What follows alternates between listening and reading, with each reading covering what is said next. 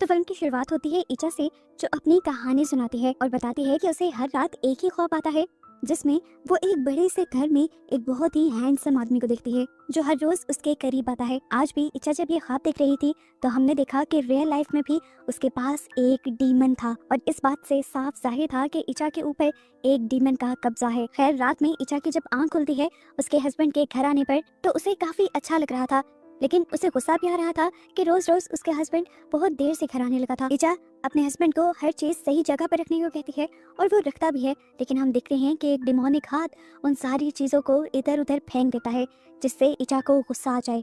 ऐसे में इचा और उसके हस्बैंड के दरमियान में बहस हो जाती है और उसका हस्बैंड बगैर खाना खाए ही नाराज होकर यहाँ से चला जाता है। अगले दिन इचा काम पे जाकर अपनी फ्रेंड को अपनी ये टेंशन बताती है कि उसे लगता है कि उसका हस्बैंड बदल गया है, वो पहले की तरह उसे टेंशन नहीं देता। तो उसके दोस्तों से समझाती है कि वो भी उसे पहले की तरह ट्रीट नहीं करती, उसके साथ पहले की तरह मीठा नहीं बोलती और उसके लिए तैयार नहीं होती। वो इच्छा से कहती है कि अगर तुम चाहते हो कि तुम्हारा हस्बैंड तुम्हें अटेंशन दे तो तुम भी आज रात उसके लिए अच्छे से तैयार होना। यहाँ इच्छा का हस्बैंड एरियल भी इसी चीज को लेकर परेशान था कि इच्छा उससे खुश नहीं रहती। वो ये बात अपने सीनियर को भी बताता है, तो सीनियर भी उसे यही मशवरा देते हैं कि तुम जाकर इच्छा से अच्छे से बात करना। अब आज रात जैसे ही एरियल घर आता है तो इच्छा बहुत अच्छे से तैयार हुई भी थी, वो उसे अच्छे से बात भी करती है और आज का दिन इनका बहुत अच्छा गुजरता है। इच्छा जैसा चाहती थी कि एरियल उसे प्यार करे, एरियल उसे प्यार भी करता है, लेकिन इसी दौरान हम उन दोनों के साथ उस डीमन को भी देख पाते हैं। खैर, इच्छा अब सो जाती है और ख्वाब में उसे दोबारा वही हैंडसम आदमी नजर आता है और आज वो हैंडसम आदमी गुस्से में था। वो इच्छा से कहता है कि तुम मेरी कैद से बाहर नहीं जा सकती। ये सुनते ही डर कर इच्छा की आंख खुल जाती है। ख्वाब में उस आदमी ने उसके पेट पे एक फूल पे रखा था। इच्छा जब डर कर उठी तो उसने देखा वो फूल उसके बेड पे पड़ा हुआ था और अब यहाँ पर उसके हस्बैंड यानी एरियल नहीं था। इच्छा जब नीचे गई तो एरियल ने उसके लिए ब्रेकफास्ट बनाया हुआ था। ये दोनों एक दूसरे से अपनी पुरानी गलतियों की माफी मांगकर एक नई जिंदगी की शुरुआत करने का डिसाइड करते हैं।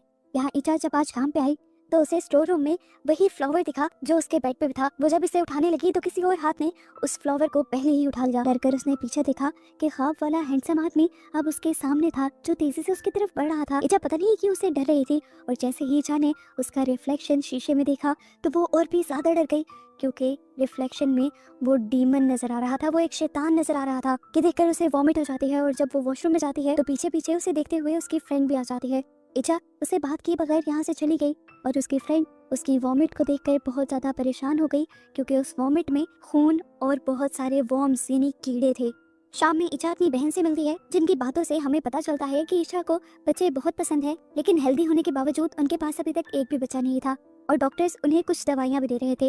वो अब एरियल को अपनी मेडिसिन लाने को कहती है और इच्छा का मैसेज मिलते ही उसे अपनी इस खाली बिल्डिंग में इच्छा दिखाई देती है। वो हैरान होकर उसे बुलाता है तो इच्छा भागने लग जाती है। वो भी इसके पीछे भागता है तो देखता है कि इच्छा एकदम से अजीब सी हो गई, उसका पेट फूल गया, वो प्रेग्नेंट हो गई और चीख मारते हुए एकदम से उसका बच्चा भी पैदा हो गया, जो बिल्कुल शैतानी था। वो बच्चा अब एरियल की तरफ बढ़ने लग जाता है और इच्छा अजीब सी मुस्कुराहट से एरियल को देखते हुए मुस्कुराती रहती है। उस बच्चे से बचने के लिए एरियल भागता है और अपने सीनियर से टकरा जाता है। वो सीनियर को सारी बातें बता रहा था कि किस तरह पीछे इच्छा थी, लेकिन अब जब उसने खुद मुड़कर पीछे देखा तो पीछे तो कोई भी नहीं था। एरियल छुट्टी लेकर घर आ जाता है, जहाँ वो देखता है कि इच्छा नॉर्मल थी और उससे नॉर्मल तरीके से बात कर रही थी, लेकिन एरियल इच्छा के साथ अजीब बिहेव कर रहा था और इच्छा को ये महसूस भी हुआ। वो इच्छा से कहता है कि कल सुबह तुम हेल्थ केयर लेडी को बुला लेना, और ये कहकर वो सोने चला जाता है। सोते हुए भी उसे रात में दिखने वाले सारे वियंस नजर आ रहे थे, जिससे वो बार बार डर रहा था। सुबह होने पर वो लेडी जिनको एरियल ने बुलाया था वो आ भी जाती हैं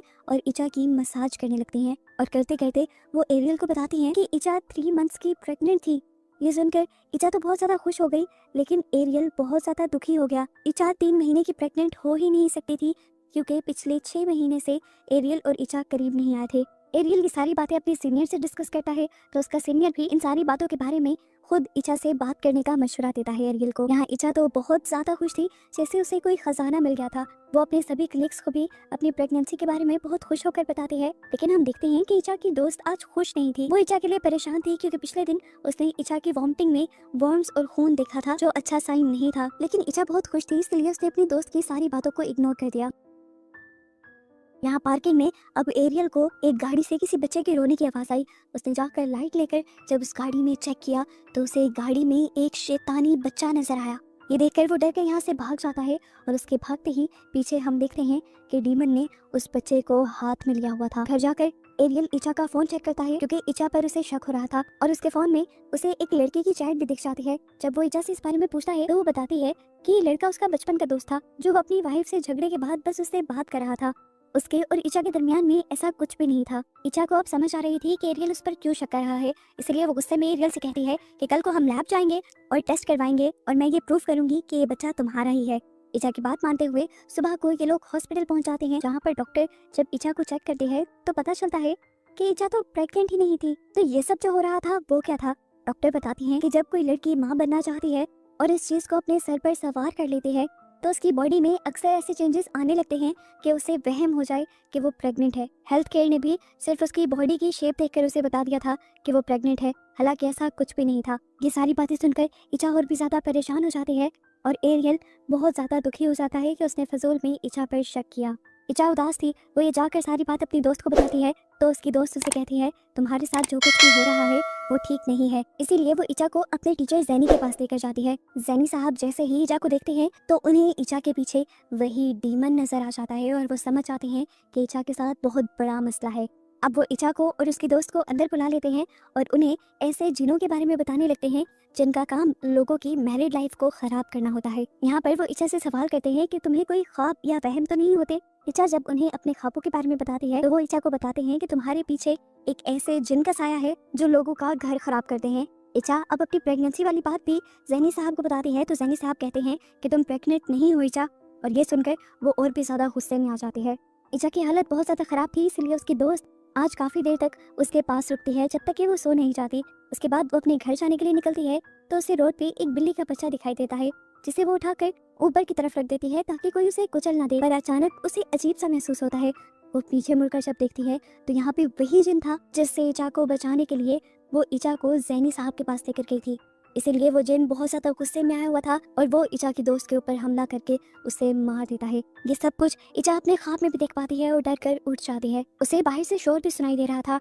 डरते हुए जब वो बाहर गई तो उसकी दोस्त बिल्कुल वैसी ही मरी पड़ी थी जैसे उसने अपने ख्वाब में देखा था। अपनी दोस्त की मौत ने इचा को तोड़ दिया था। इचा को ये भी गिल्ट होने लगा था कि उसकी दोस्त की मौत उसकी वजह से हुई है। एरियल जब घर आता है तो इचा को बुरी तरह रोता हुआ पाता है। इचा जैसे ही सारी बात एरियल को बताती है तो एरियल को भी बहुत ज्यादा दुख होता है। अब रोते रोते ही एकदम से इचा का पेट इतना ज्यादा फूल जाता है जैसे वो प्रेग्नेंट हो गई हो। ये देखकर वो दोनों परेशान हो जाते हैं। खैर अगली सुबह इचा एरियल को अपने उन ख्वाबों के बारे में बताती है जो उसे रोज आया करते थे और जिनके बारे में जैनी साहब ने कहा था कि ये जिन के दिखाए जाने वाले ख्वाब हैं। अब एरियल को यही बेहतर लगता है कि वो इचा को लेकर जैनी साहब के पास जाए। जैनी साहब देख रहे थे कि इचा और एरियल कितनी मुसीबत में है, इसीलिए वो उनकी मदद करने को मान जाते हैं और यहाँ पर इचा का एग्जॉर्सिज्म स्टार्ट होता है, यानी डीमन से छुटकारा पाने का उसका प्रोसेस शुरू कर दिया जाता है। लेकिन ये डीमन बहुत ज्यादा ताकतवर था। एग्जॉर्सिज्म के दौरान ही वो इचा की बॉडी के अंदर आ जाता है और इन सब को भयानक आवाज में बताता है कि वो इस डीमन को इचा से दूर नहीं कर सकते क्योंकि एक दूसरे डायमेंशन में, एक दूसरी दुनिया में इचा ने इस डीमन से शादी की हुई थी। जिसके बाद वो डीमन इचा की बॉडी से निकल जाता है और इस टाइम इचा को बहुत ज्यादा दर्द होता है। जैनी साहब एरियल को बताते हैं कि ये जिन ऐसे ही कपल्स की लाइफ खराब करता है और इससे छुटकारा पाना बहुत ज्यादा जरूरी है। जिससे छुटकारा पाने के लिए ये उन्हें कुछ वर्स बताते हैं जो इन्हें रोज पढ़नी थी। ये लोग 14 दिन तक उस वर्स को पढ़ते रहते हैं और सच में इनकी लाइफ पहले से बहुत ज्यादा नॉर्मल हो जाती है और इन वर्ड्स के पढ़ने से उसे वो ख्वाब आना भी बंद हो गए थे। लेकिन एक दिन एरियल इचा को बताता है कि उसे एक काम के सिलसिले में बाहर जाना पड़ेगा। हालांकि वो इचा को ऐसी हालत में छोड़कर जाना नहीं चाहता था, लेकिन दूसरे शहर जाने से उसे बहुत ज्यादा पैसे मिलने वाले थे जिससे उनकी फाइनेंशियल सारी प्रॉब्लम सॉल्व हो जाती। इचा एरियल से कहते हैं तुम्हें जाना चाहिए, मैं अपना ख्याल खुद रख लूंगी। अपने हस्बैंड के जाने के बाद रात में इचा वही वर्ड्स पढ़कर सो जाती है। लेकिन आज हम उसके घर को अजीब देखते हैं, यानी वो जिन वापस आ चुका था और एरियल के इचा से दूर जाने का वो फायदा उठाने वाला था। इचा सुबह जब काम पे गई तो उसके सभी एम्प्लॉयज की आंखें तब्दील हो गईं। वो डरावने अंदाज में इचा की तरफ पढ़ने लगी और सभी अजीब आवाजों में ये कहने लगी कि इचा तुम मुझे छोड़कर नहीं जा सकती। इन सारी चीजों से इचा बहुत ज्यादा डर जाती है और रात में अपनी बहन को घर बुला लेती है। ये सारी बातें इचा ने अब एरियल को भी कॉल पे बता दी थी कि उसके साथ ये सब हुआ था। अब एरियल इचा की बहन को कॉल करता है और उसे कहता है कि जो भी हो जाए तुमने इचा को सोने नहीं देना, क्योंकि आखिरी बार भी यही हुआ था कि जब उसकी फ्रेंड उसे जैनी साहब के पास लेकर गई थी तो इचा के सोने के बाद जिन ने इचा की दोस्त को ही मार दिया था, और अब अगर इचा सो गई तो जिन जरूर उन दोनों के ऊपर हमला कर सकता है। वो इचा को बातों में लगाए रखती है, लेकिन बातें करते करते इचा को इतनी गहरी नींद आ जाती है कि वो कंट्रोल भी नहीं कर पाती। उसकी बहन उसे बहुत जोर जोर से हिलाकर भी उठाने की कोशिश करती है। इचा जब नहीं उठती तो एकदम से जिन इचा की बहन के ऊपर हमला कर देता है। वो पहले उसके कंधे पे हाथ लगाता है और फिर उसे उठाकर बेड से नीचे फेंक देता है। इचा की बहन डरकर कमरे से बाहर आ जाती है तो कोई ना दिखने वाली पावर उसे उठाकर दीवार पे फेंक के मारती है और इचा की बहन वहीं पर बेहोश हो जाती है। यहाँ इचा की जब थोड़ी देर बाद आंख खुलती है तो अब उसका पेट दोबारा से फूल चुका था और उसे बहुत ज़्यादा दर्द भी हो रहा था। ये देखकर उसे गुस्सा आने लगा और वो लड़खड़ाते हुए यहाँ से नीचे जाने लगी। उसने सीढ़ियों के पास बैठी अपनी बहन को भी नहीं देखा जो इस टाइम बेहोश थी। इचा एक हैंगर लेकर अपने अंदर से उस बच्चे को निकालने की कोशिश करती है, लेकिन नाकाम हो जाती है। जब तक एरियल यहाँ पहुँचता है तो इचा की हालत बहुत ज़्यादा ख़राब थी। वो इचा की बहन को होश दिलवाता है और फिर उसके साथ इचा को लेकर फ़ौरन जैनी साहब के घर जाता है, जहाँ पर जैनी साहब बहुत सारे और लोगों को भी बुलाते हैं और यहाँ पर इचा का एक्सॉर्सिज्म शुरू कर दिया जाता है। यहाँ पर बहुत सारे लोग प्रेयर्स पढ़ रहे थे और इधर इचा के ख्वाब के अंदर हम दूसरी दुनिया देख रहे थे, जिनों की दुनिया। उस जिन की दुनिया में भी इन सब लोगों की पढ़ी हुई प्रेयर्स उसे सुनाई दे रही थी और वो प्रेयर्स के साथ जाना चाहती थी, उस दुनिया से निकलना चाहती थी। लेकिन यहाँ पर वो जिन आकर उससे कहता है कि तुम मेरी दुनिया से नहीं जा सकती। इचा उससे डर कर इधर उधर भागने लग जाती है और उसके भागने से उस जिन को गुस्सा आ जाता है और वो एकदम से इचा के पास आकर उसे पीछे से जकड़ लेता है। जैसे ही वो जिनों की दुनिया में उसे जकड़ता है तो यहाँ असली दुनिया में इचा बुरी तरह पोसेस होकर बेड से ही उठ जाती है और उसका बेड भी हवा में उठ जाता है। उसकी आंखें भी शैतानी हो गई थी और वो जिनों की तरह ही हंस रही थी। ये लोग अब अपनी प्रेयर्स को और भी ज़्यादा ज़ोर ज़ोर से पढ़ने लग गए थे, जिससे उस जिन को भी बहुत ज़्यादा दर्द हो रहा था। वो जिन आकर जैनी साहब को भी डराने की कोशिश करता है, लेकिन जैनी साहब डरते नहीं। ऐसे में उस जिन को भी अब तकलीफ होने लग जाती है और वो अपना कंट्रोल इचा के ऊपर कम कर देता है। इचा का बेड और इचा जैसे ही ज़मीन पे आते हैं तो एरियल उसके कानों में वही वर्स पढ़ना शुरू कर देता है और इस तरह इचा अपने ख्वाब में देखती है कि एरियल उससे कह रहा है कि मुझे तुम्हारी ज़रूरत है, तुम मेरी दुनिया में वापस आ जाओ। और इधर जिनों की दुनिया में इचा अपना पूरा जोर लगा देती है उस जिन से अपनी जान छुड़ाने के लिए। जिनों की दुनिया में उसे इन सब लोगों की पढ़ी हुई प्रेयर्स अभी भी सुनाई दे रही थी, जिन्हें वो जिन की दुनिया में जब खुद भी पढ़ने लग जाती है तो उस दिन की दुनिया तबाह होने लग जाती है। और यहाँ असली दुनिया में हम देखते हैं कि इचा का पोजेशन टूट जाता है और फाइनली जैनी साहब का एक्सॉर्सिज्म काम कर जाता है और इचा उस जिन से आज़ाद हो जाती है। इचा अब उस जिन की कैद से पूरी तरह आज़ाद थी। एरियल और उसकी बहन ये देखकर बहुत ज़्यादा खुश हुए थे। कहानी के एंड पर हमें 6 साल बाद का वक्त दिखाया जाता है, जहाँ अब इचा के 2 बच्चे भी हो चुके थे और इनकी ज़िंदगी अब नॉर्मल थी। हम देखते हैं कि इचा के बच्चे जब बाहर खेल रहे थे तो इचा की बहन उन बच्चों को बाहर से लेने के लिए जाती है और हम घर के बाहर उसी शैतान को देखते हैं जो इस टाइम इंसानी शक्ल में था और इचा की बहन को वो काफ़ी अजीब लग रहा था। ये बताया जा रहा है कि वो जिन अब इचा के ऊपर पूरी तरह से तो कब्जा नहीं कर पा रहा, लेकिन उससे ज़्यादा दूर नहीं गया। मूवी के एंड पर हमें वो असली लड़की भी दिखा दी जाती है जिसके ऊपर ये मूवी बनाई गई थी कि ये मूवी एक सच्ची कहानी है और उस लड़की का ही इंटरव्यू दिखाते हुए ये मूवी यहाँ ख़त्म हो जाती है।